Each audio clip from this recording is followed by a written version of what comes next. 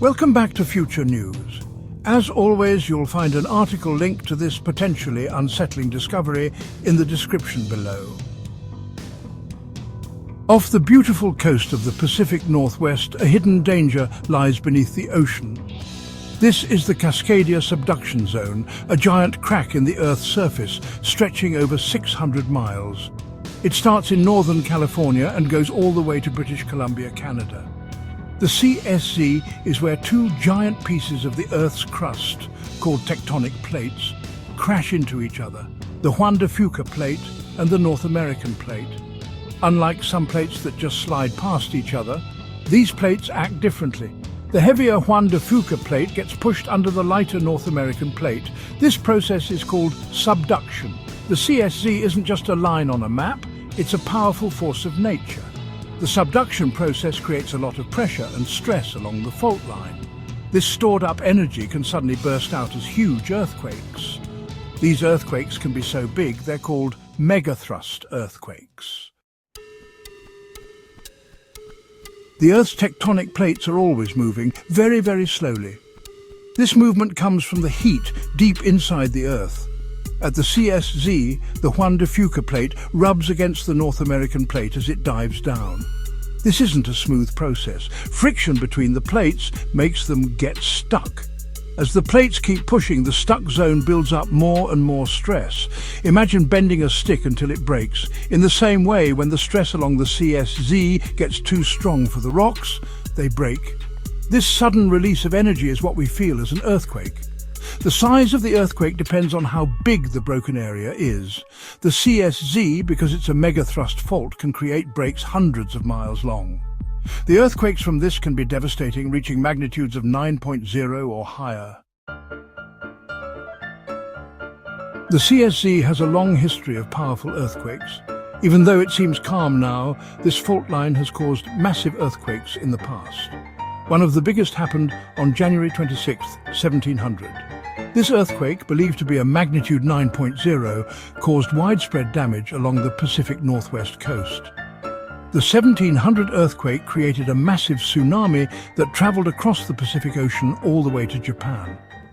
Japanese writings tell of this mysterious tsunami, called an orphan tsunami, because there was no earthquake felt in Japan before it hit.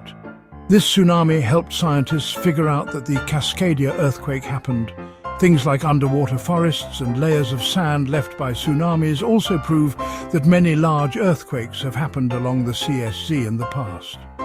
These events remind us of the CSZ's power and the possibility of future destruction. Section 4. Unveiling the depths. New discoveries and what they mean. Scientists have learned a lot about the Cascadia subduction zone recently. Special research ships with advanced sonar technology have given us detailed pictures of the fault line. These pictures show that the Cascadia subduction zone isn't one smooth crack, but a complicated network of segments. One worrying discovery is that the Cascadia subduction zone is broken up into different zones, each with different chances of having an earthquake. The part from southern Vancouver Island to the Oregon border seems particularly smooth. This smoothness suggests that this section might break along its entire length, creating an even bigger earthquake. This new information is important for figuring out the danger of earthquakes and getting ready for them. The models that government agencies use might not show how big and damaging a Cascadia earthquake could really be. We need updated models based on the latest research to improve building codes, evacuation plans, and public awareness. Section 5. Getting ready for the inevitable steps to stay safe. We don't know when the next big Cascadia earthquake will happen, but we know it will happen eventually. People living in the Pacific Northwest need to get ready for this possible disaster. Being prepared isn't just about surviving, it's about making our communities stronger. Having an emergency plan is crucial. This plan should include escape routes, meeting places, and a way to communicate if family members get separated. It's also important to store essential supplies. Having enough food, water, medicine and other important things for 2 weeks is recommended. Make sure heavy furniture and appliances are secured so they don't fall during an earthquake.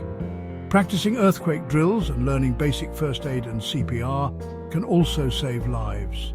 People living near the coast need to know about tsunami warnings and evacuation procedures. The Cascadia subduction zone reminds us of the powerful forces under our feet. By understanding the risks, getting ready, and building a culture of preparedness, we can lessen the damage and build stronger communities along the Pacific Northwest coast.